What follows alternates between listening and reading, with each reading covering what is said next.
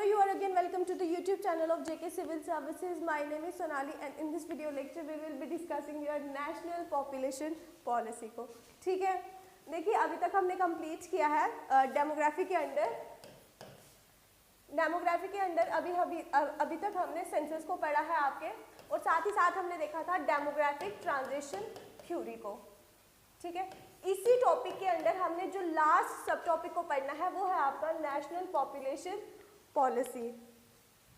ठीक है, देखिए हमने डेमोग्राफिक ट्रांजिशन थ्योरी में भी पढ़ा था कि 1921, ठीक है, सिर्फ एक ऐसा ईयर था जहाँ पे हमें नेगेटिव ग्रोथ जो है इंडिया में देखने को मिली थी. इसके बाद आने वाले जो ईयर्स थे या सेंसस थे उसमें हमें सिर्फ और सिर्फ पॉजिटिव ट्रेंड मिला था पॉपुलेशन का. इसका मतलब क्या है कि पॉपुलेशन ग्रोथ हमें देखने को मिली थी. ठीक है, मतलब पॉपुलेशन हर साल आपका बड़ा ही बड़ा था. तो इसी ट्रेंड को देखते हुए प्री इंडिपेंडेंट इंडिया में ही, ठीक है, कुछ कमेटीज को लाया गया ताकि वो सजेस्ट करें कि हम ये जो पॉजिटिव ट्रेंड है जहाँ पे ये सिर्फ जो पॉपुलेशन जो है वो बढ़ती जा रही है उसको हम कैसे रोक सकते हैं. ठीक है, तो पहली जो कमेटी आई थी इसी कंटेक्स्ट में वो थी 1940 की राधा कमल कमेटी. ठीक है, ये जो थी अपॉइंट हुई थी अंडर इंडियन नेशनल कांग्रेस के अंडर ताकि ये सजेस्ट कर सके कि जो हमारी इंक्रीजिंग पॉपुलेशन है उसको कैसे कंट्रोल किया जा सके. ठीक है, तो इनका जो सजेशन था, इन्होंने कहा कि हमें डिसएनकरेज करना चाहिए पॉलीगैमी को. पॉलीगैमी का क्या मतलब होता है? An individual who have more than one wifes. ठीक है, तो इन्होंने पहला कहा कि हमें डिसएनकरेज करना है पॉलीगैमी को. साथ ही साथ दूसरा जो सजेशन था, इन्होंने कहा था कि generate awareness of cheap and safety control measures. तो ये सजेशन दिए थे आपके राधा कमल कमेटी ने. इसके बाद जो सेकंड कमेटी है वो है आपकी भोर कमेटी. ये अपॉइंट हुई है इन द ईयर ऑफ 1943 और इन्होंने अपनी जो रिपोर्ट जो है वो सबमिट की है इन द ईयर ऑफ 1946. ठीक है, भोर कमेटी को एक और नाम से जाना जाता है, वो है आपका health survey and development committee. इसी के साथ साथ इसका एक और नाम भी है, दैट इज 3 मिलियन प्लान. ठीक है, ये आप चेक भी कर लीजिएगा. अदरवाइज जो मैं आपको एमसीक्यू सेशन देती हूँ मैं उसमें भी इस चीज़ को क्लियर कर दूंगी, बट यही था 3 मिलियन प्लान्स. ठीक है, ये किसके अंडर, ये कमेटी जो थी ये जोसेफ बोर के अंडर आई थी, इसलिए इसको बोर कमेटी बोला जाता है. इन्होंने क्या बोला? इन्होंने बोला कि हमें जो है डेलिबरेट लिमिटेशन ऑफ फैमिली करनी चाहिए. मतलब अपनी मर्जी, जब तक हम अपनी मर्जी से जो है वो पॉपुलेशन को कंट्रोल करने की कोशिश नहीं करेंगे तब तक जो है वो पॉपुलेशन कंट्रोल में हमारे नहीं आएगी या फिर पॉपुलेशन में डिक्रीज हमें देखने को नहीं मिलेगा. भोर कमेटी आपकी और किसी रीजंस की वजह से, ठीक है, वो भी बहुत इंपॉर्टेंट है. वो क्या क्या है, किस वजह से ये और ज़्यादा इंपॉर्टेंट है? क्योंकि भोर कमेटी ही ऐसी कमेटी थी जिसमें आपको पहली बार कॉन्सेप्ट दिया था किसका? प्राइमरी हेल्थ सेंटर का. ठीक है, साथ ही साथ इन्होंने एक और चीज़ की बात की थी, वो थी integration of preventive and curative services. Preventive का क्या मतलब होता है? प्रिवेंटिव का मतलब होता है डिजीज के आने से पहले, ठीक है, जो भी प्रिवेंटिव मेजर्स लिए जाते हैं. ठीक है, क्यूरेटिव का मतलब होता है डिजीज होने के बाद जो भी उसको क्योर करने के लिए जो भी सर्विसेज दी जाती हैं, ठीक है, उनको हमें इंटीग्रेट करना है सभी लेवल्स पे. तो ये थी भोर कमेटी की रिकमेंडेशन जो प्री इंडिया में हमें देखने को मिलती हैं. इसके बाद अगर हम बात करें, देखिए 1947 में इंडिया लिबरेट हो जाता है. उसके बाद जो पहली कमेटी हमें देखने को मिलती है या जो पहली पॉलिसी जो हमारे पास नेशनल पॉपुलेशन पॉलिसी आती है वो आती है इन द ईयर ऑफ 1952. ठीक है, ये बहुत इंपॉर्टेंट कमेटी है. ऐसा क्यों? क्योंकि इंडिया की पहली कमेटी होने के साथ साथ ही हमारी वर्ल्ड की भी पहली ऐसी पॉलिसी है जो बात कर रही थी पॉपुलेशन कंट्रोल के बारे में. ठीक है, तो पहली कमेटी आई है in the year of 1952 pre independence की. जिसका नाम था नेशनल पॉपुलेशन पॉलिसी 1952, ठीक है।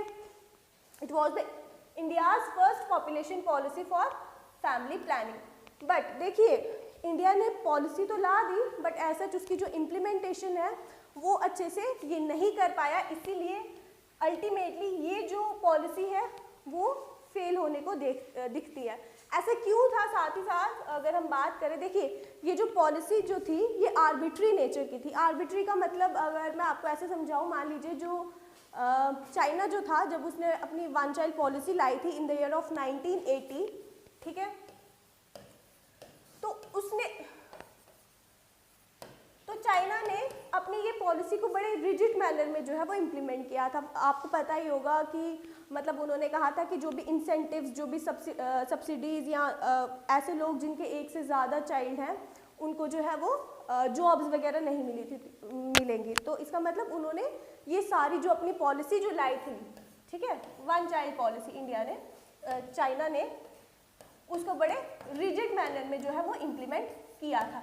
जबकि इंडिया की जो नेशनल पॉपुलेशन पॉलिसी थी उसमें ऐसे कुछ टर्म्स एंड कंडीशन नहीं रखे गए और ये आर्बिट्री नेचर की थी, इसीलिए ये हमें कहीं ना कहीं फेल होती दिखती है।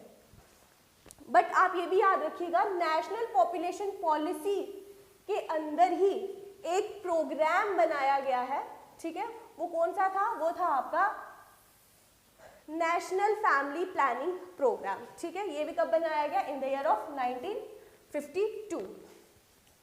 अब आपने बहुत बार सुना होगा ऐसे स्लोगन्स जिसमें होता है छोटा परिवार सुखी परिवार, हम दो हमारे दो। तो वो जो स्लोगन्स थे, ठीक है, वो इसी प्रोग्राम्स के अंडर डेवलप किए गए ताकि लोगों को जो है वो अवेयर करवाया जा सके फॉर स्मॉल फैमिली, ठीक है। इसके साथ साथ एक तो अवेयरनेस हमारा हो गया, इस प्रोग्राम से लोगों को अवेयर करवाया गया, और साथ ही साथ इसका एक और ऑब्जेक्टिव ये था कि जो रेट है और जो पैटर्न है पॉपुलेशन ग्रोथ का, उसको सोशली डिजायरेबल डायरेक्शन में जो है वो लाया जाए। इस लाइन का क्या मतलब है? रेट का मतलब है जो भी पॉपुलेशन ग्रोथ हो रहा था, ठीक है, पॉपुलेशन ग्रोथ जो हमारे पास हो रहा था, जो बढ़ता ही चला जा रहा था, और साथ ही साथ पैटर्न का मतलब है कॉम्पोजिशन। कॉम्पोजिशन में मतलब हमारे पास जो यंग एज है जिसको हम बोलते हैं 15 to 60 या अबव 60, ठीक है, इसको जो है सोशली डिजायरेबल डायरेक्शन मिले, मतलब जिस तरह से हमारी सोसाइटी चाहती है उसी तरह उसी डायरेक्शन में जो है इस रेट को और पैटर्न को जो है वो मूव करवाया जाए। इसके बाद 1952 की पॉलिसी हमने पढ़ ली, नेशनल पॉपुलेशन पॉलिसी, उसी के अंडर जो है नेशनल फैमिली प्लानिंग प्रोग्राम को लाया गया है, ठीक है, उसके ऑब्जेक्टिव्स हमने देखे। उसके बाद 1952 के बाद 1956 में एक बोर्ड और इस्टेब्लिश होता है क्या करने के लिए? पॉपुलेशन को कंट्रोल करने के लिए, ठीक है, वो क्या था? Central family planning board. देखिए अब इस बोर्ड ने फोकस किस पे किया? इसका फोकस था स्टेरिलाइजेशन पे। स्टेरिलाइजेशन का क्या मतलब होता है? When an individual is uncapable to produce, ठीक है। तो 1956 में जो बोर्ड आया उसने सबसे पहले फोकस किया स्टेरिलाइजेशन पे, ठीक है। इसको अभी हम थोड़ा से पहले, आप इधर आ जाइए, देखिए 1975 और 1977 का टाइम था हमारे पास इमरजेंसी का टाइम, ठीक है। इंदिरा गांधी के टाइम पे हमारे पास इमरजेंसी लगी थी। उस टाइम पे भी आप लोगों ने सुना होगा, जो भी हमारे बड़े हैं वो भी काफ़ी टाइम में बात करते हैं कि इंडिया में जो है वो मास फोर्स्ड स्टेरिलाइजेशन करवाया गया था, ठीक है, ज़बरदस्ती लोगों का स्टेरिलाइजेशन करवाया गया था, ठीक है, ताकि क्या कर सके? हम पॉपुलेशन को जो है वो कंट्रोल कर सकें, ठीक है। बट ये जो है वो इस प्रोसेस को डिसकंटिन्यू किया गया जब इमरजेंसी जो है वो रिवोक होती है, ठीक है। इस जो फोर्स्ड स्टेरिलाइजेशन थी इसको डिसकंटिन्यू किया गया था।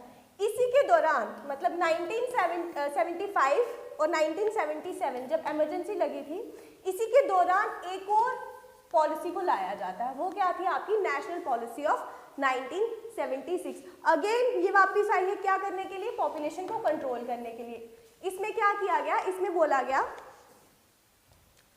कि हमें जो है मिनिमम एज जो है, ठीक है, मिनिमम लीगल मैरिजेबल जो एज है, ठीक है, उसको इंक्रीज कर देना चाहिए, जिसमें गर्ल्स के लिए बोला गया 18 की एज और बॉयज़ के लिए बोला गया 21 एज।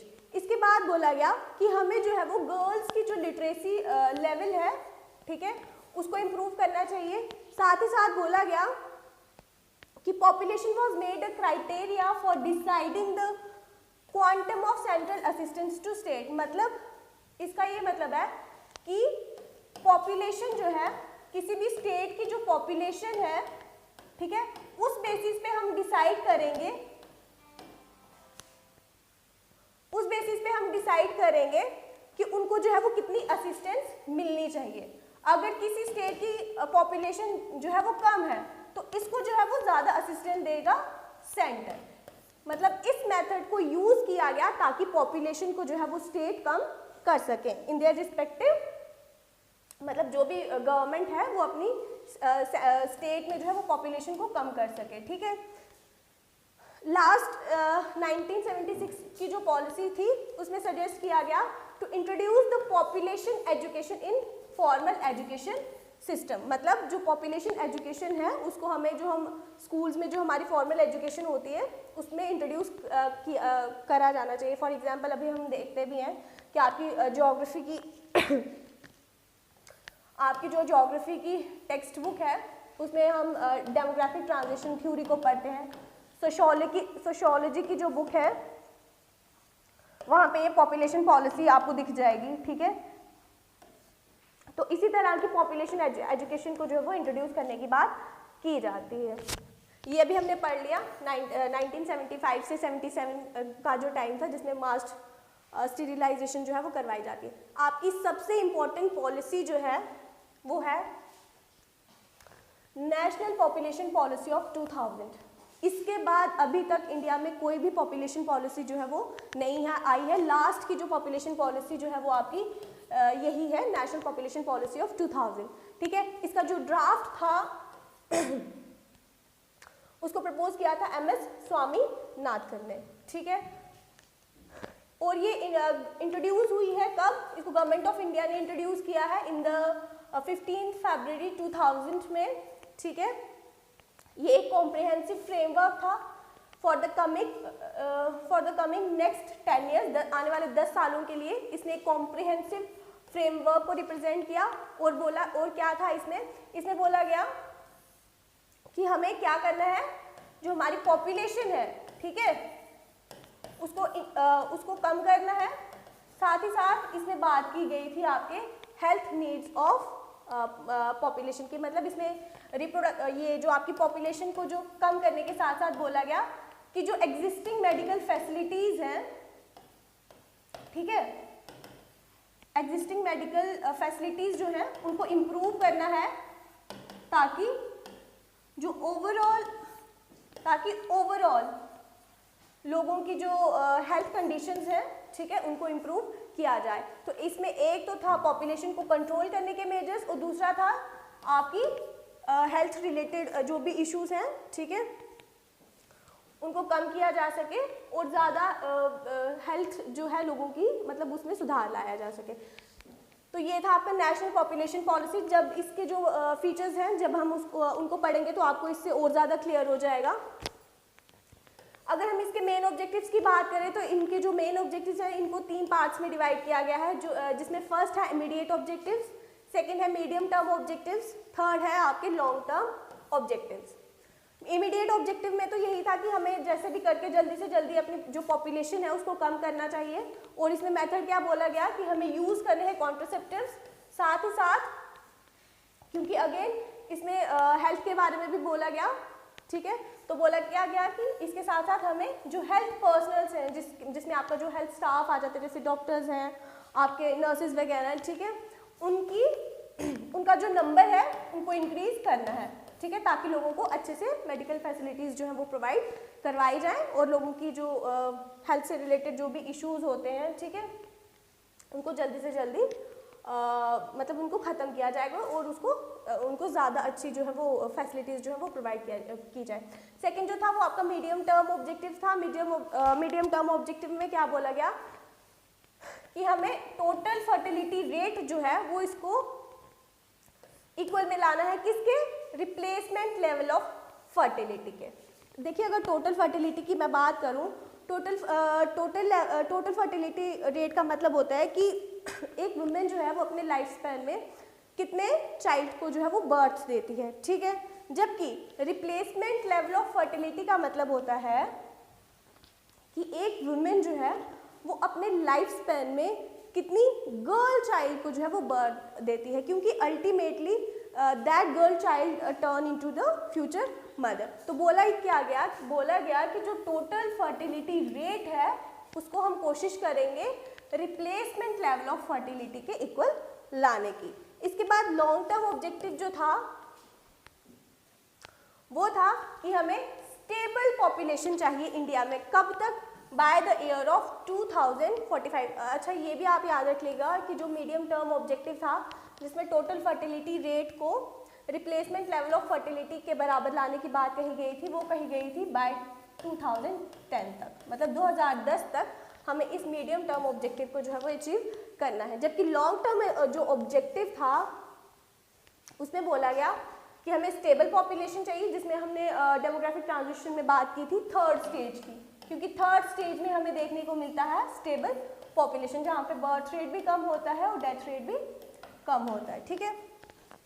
और ये हमें अचीव करना है bye the year of 2045, so that हम देख सके हैं sustainable economic growth, socio economic development. तो ये जो तीन मेजर ऑब्जेक्टिव थे, जिसमें इमीडिएट ऑब्जेक्टिव था, मीडियम टर्म ऑब्जेक्टिव था और लॉन्ग टर्म ऑब्जेक्टिव था, ठीक है। इसके बाद इसके बाद नेशनल पॉपुलेशन पॉलिसी 2000 के कुछ और भी फीचर्स हैं वो हम देख लेते हैं। देखिए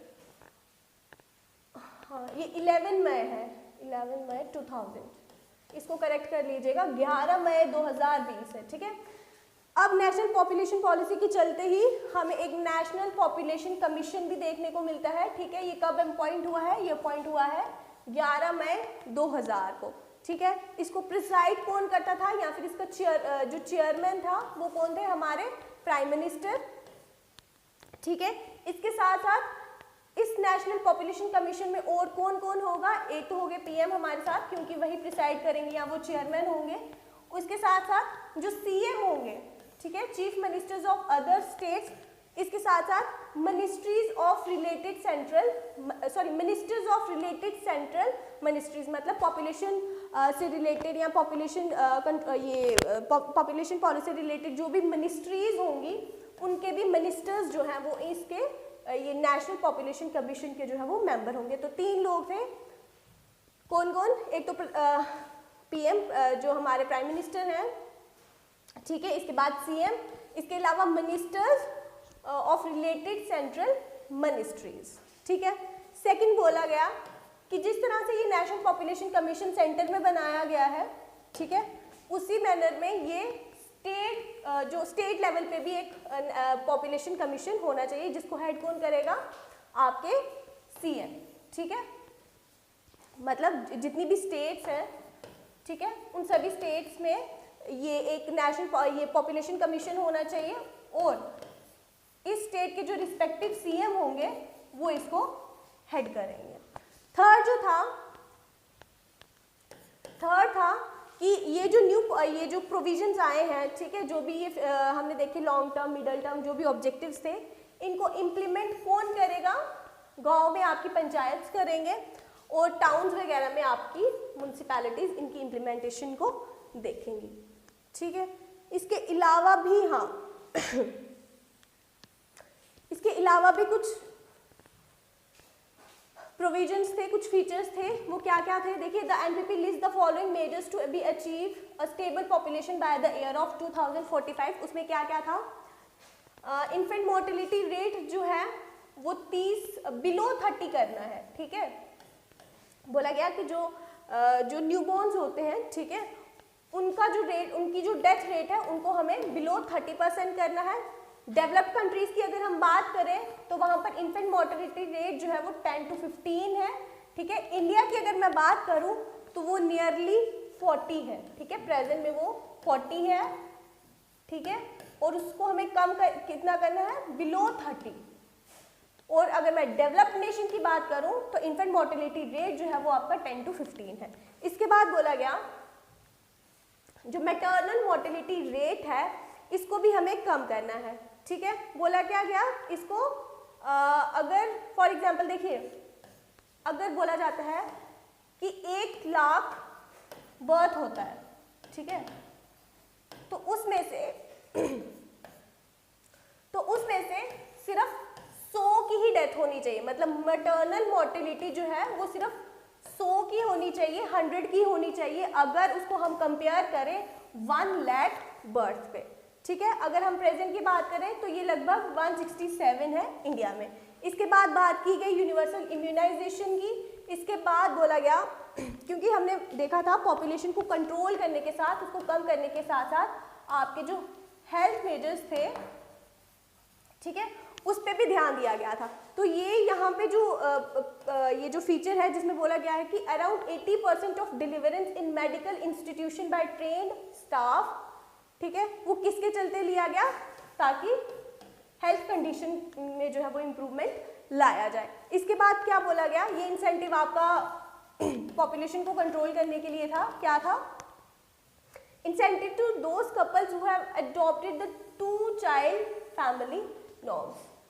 इसके बाद strict enforcement of anti child marriage act and prenatal diagnostic, ये आपको याद करने हैं, ठीक है, कैसे भी करके इसको आप रट्टा चढ़ा लीजिए, क्रैम कर लीजिए, जो भी करना है करिए ताकि आपको याद रहे। इसके बाद आपका education to public regards disease prevention and control, ये भी था। इसके बाद एक लास्ट था raising the marriageable age of girls to 2020। देखिए इसके लिए अगर आप इसको करंट के साथ थोड़ा अटैच करें तो अभी रिसेंट न्यूज़ में था कि द प्रोहिबिशन एक्ट, हाँ, the prohibition act of child marriage amendment bill of 2021, ठीक है। देखिए सेंटर ने अभी ये एक बिल इंट्रोड्यूस किया है जिसमें उन्होंने बोला है कि जो गर्ल्स की जो एज है मैरिजेबल एज, उसको 18 से आप इंक्रीज कीजिए 21। तो फिलहाल ये अभी बिल ही है, अगर इसको कंसेंट मिल जाता है तो ये आपका एक्ट बन जाएगा, ठीक है। आप चाहे तो इसको यहाँ पे भी कनेक्ट कर सकते हैं जहाँ पे उन्होंने बोला है कि हमें मैरिजेबल एज जो है वो गर्ल्स की बढ़ानी है फ्रॉम 18 to 20, ठीक है। तो ये थे आपके सारे provisions regarding your national population policy, इसको आप याद कर लीजिए, हो सकता है आपको एसएसबी जो है वो पूछ ले सीधा सीधा, ठीक है। देखिए उसके बाद, हाँ देखिए ये कुछ टर्म्स हैं, ये मैंने एक बुक रेफर की थी तो वहाँ पे मुझे ये दिखी, मुझे इंपॉर्टेंट लगी इसलिए मैंने इसको जो है वो इंक्लूड कर दिया। देखिए यहाँ पे लिखा है डेमोग्राफिक डिविडेंड। देखिए डेमोग्राफिक डिविडेंड का मतलब क्या होता है, किसी भी कंट्री में, ठीक है, जो वर्किंग पॉपुलेशन जो है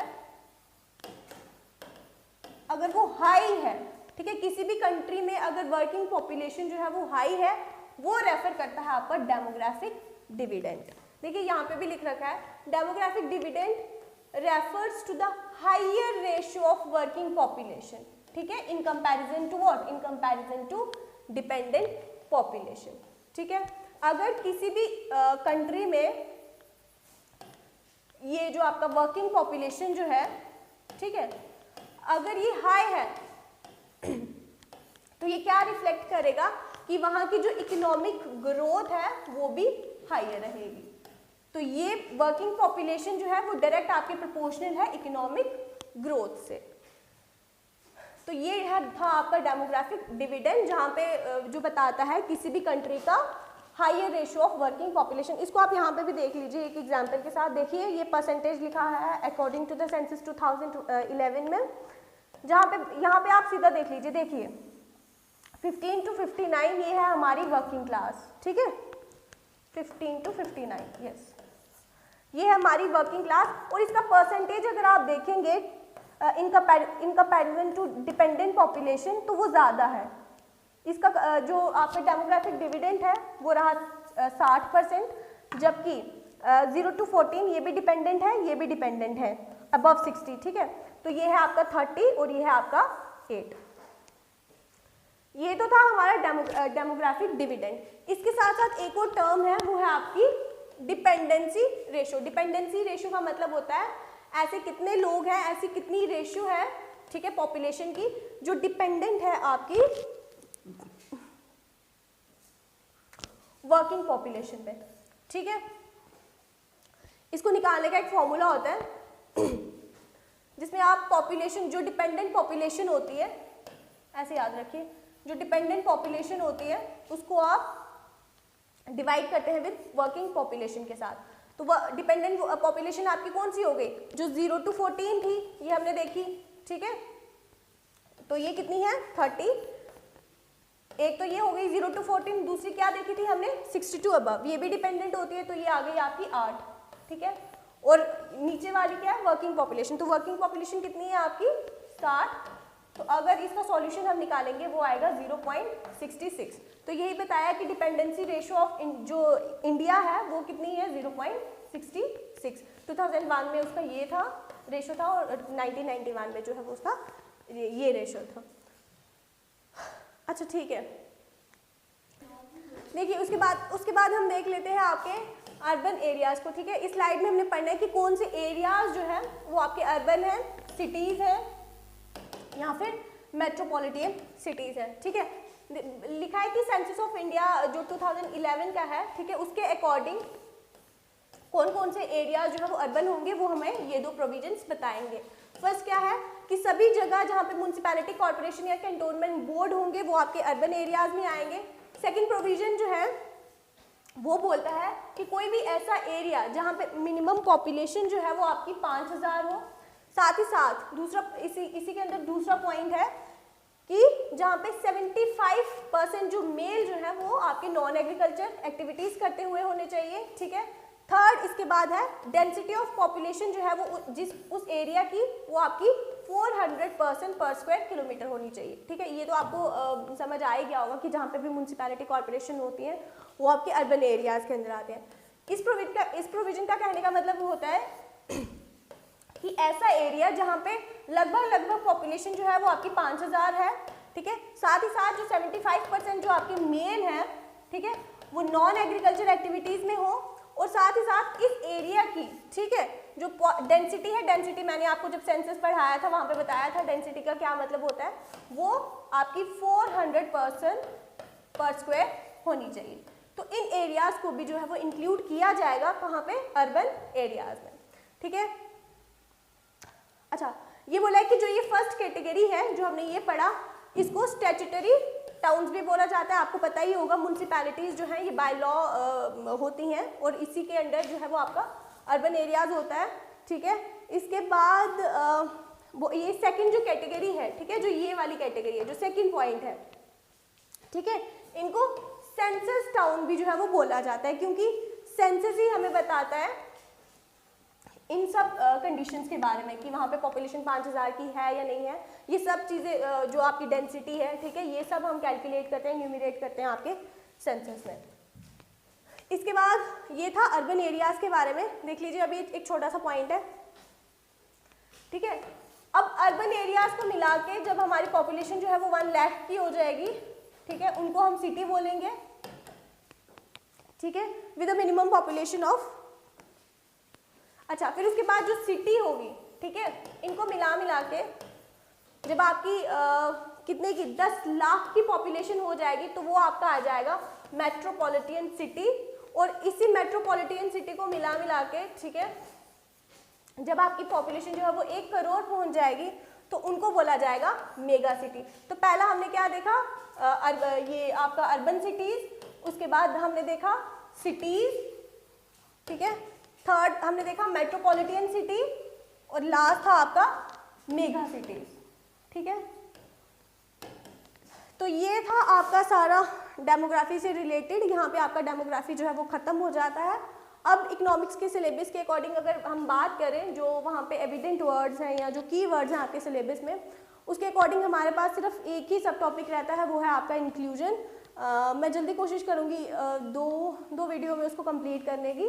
सो till then keep revising, be safe, be good, thank you so much.